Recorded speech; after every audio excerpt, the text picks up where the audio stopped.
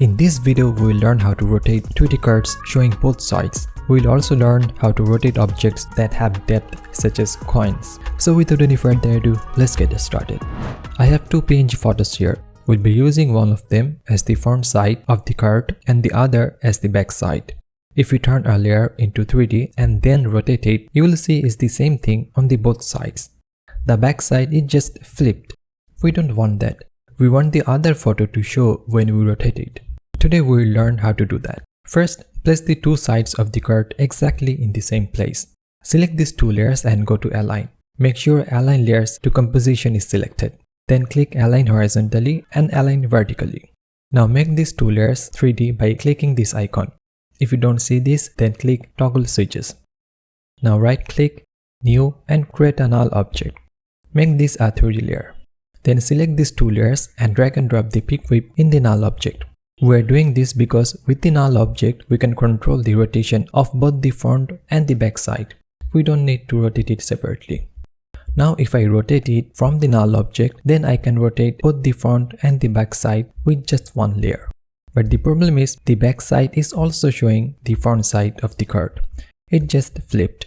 Let's fix that. We need to move the back side in Z-axis. Expand the back side layer. From transform, we can change the position of the Z-axis. Or we can simply do it from here. Move the blue handle just a bit. Do not move it too much, otherwise you will see the gap. Now if I rotate, you can see both sides. But the back side is flipped. We need to fix that as well.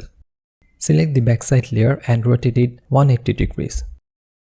Now it's perfect. We can add keyframes in rotation, that means we can animate it. Expand transform from null layers.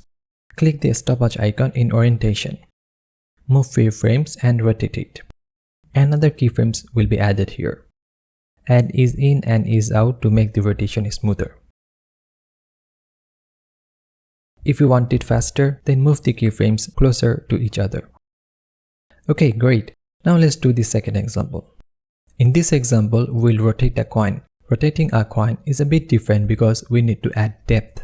Unlike paper, adding depth is a must for a coin. Like before, we have two PNG files of a coin with both sides. First, align them together. Add a new null object. Most of the steps are the same. We just need to do one extra step. Now turn them into 3D layers. Drag and drop the pick whip in the null object. Now move the back side of the coin in the Z-axis like before, but this time move it more so that there is a visible gap. In After Effects, you cannot add depth to a photo file. If I expand the front side layer and then expand geometry options, here you cannot find extrusion depth. By the way, set the 3D renderer to Cinema 4D. If it is set to Classic 3D, then the geometry options will be grayed out. Okay, to add depth, we need to create a shape layer.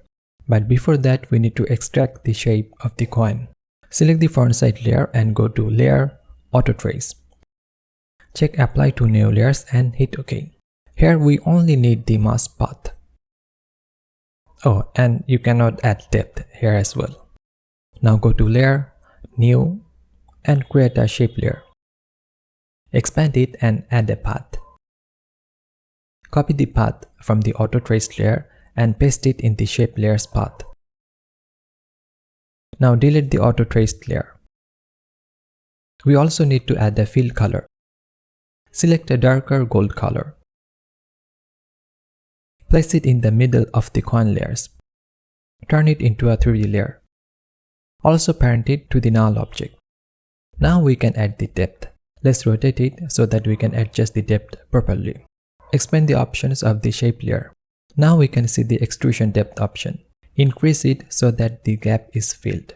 Now we can rotate it. There are some glitches, it won't be there when we render it.